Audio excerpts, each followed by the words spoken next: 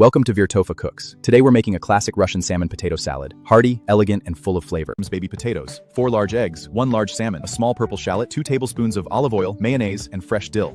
Peel the baby potatoes and boil them for 12 to 15 minutes until tender but still firm.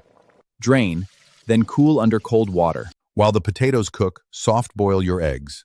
Transfer them to cold water to stop cooking, then peel carefully. Season the salmon with salt and pepper, then sear it over medium heat for about 5 minutes per side until cooked through with a beautiful golden crust. In a large bowl, combine the potatoes, shallot, gherkin, capers, olive oil, dill, mayonnaise, salt, and pepper. Mix well.